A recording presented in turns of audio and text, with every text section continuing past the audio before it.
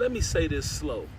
Sugar does the same thing to your brain or hits the same neurological pathways that cocaine does. And we out here eating it on a Sabbath day like it's unleavened bread or some type of communion.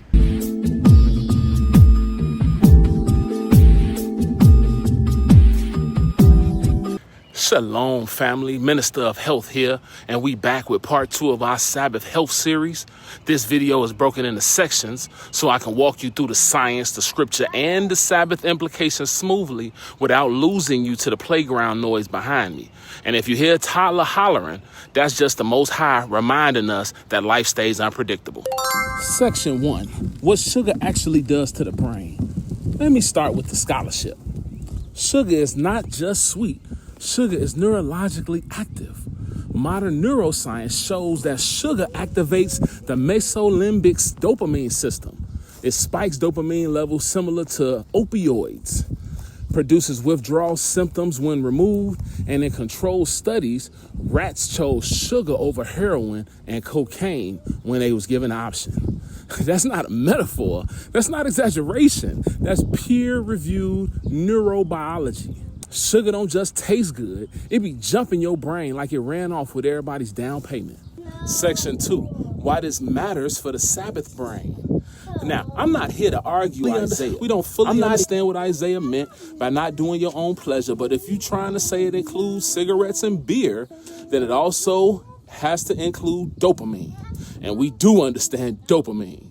Dopamine spikes on the Sabbath matter because the Sabbath is supposed to be a day of mental rest, spiritual clarity, emotional regulation, and freedom from the world's demands. But sugar creates what? Restlessness, irritability, fogginess, craving cycles. And while Isaiah's meaning may be debated, the impact of our Sabbath snacks is not up for debate. Family, some of us say we resting in the Lord, but our blood sugar is doing jumping jacks in the banquet hall. I'm out here on this playground while I'm teaching this, and then it hit me. The playground is where kids learn boundaries, but the lunchroom is where adults forget them. A toddler will run full speed toward a slide with no fear, and some of us run full speed toward the dessert table with the same energy. Every Sabbath, our lunchrooms become a live demonstration of dopamine dysregulation. Bright bags, colorful boxes, ultra-processed treats, engineered bliss points, sugar, salt, fat ratios designed to override self-control. We think we just having a little something, but the brain is experiencing reward pathway flooding, satiety suppression, and craving reinforcement. And here's the Chicago truth. We not weak. That food is engineered. And if you see a toddler behind me trying to climb something that they probably shouldn't, just know that's exactly how our cravings act. Section 6, deep reflection. Fam, the Sabbath day is when Israel is supposed to practice freedom. Freedom from labor, freedom from burdens, freedom from the world's demands, freedom from the things that enslave us. But if sugar activates the same pathways as heroin, and we bring it into the sanctuary, and into the banquet hall, and into the lunchroom every week, then we are practicing bondage on a day that's meant for liberation. And I'm not saying Isaiah meant any of this.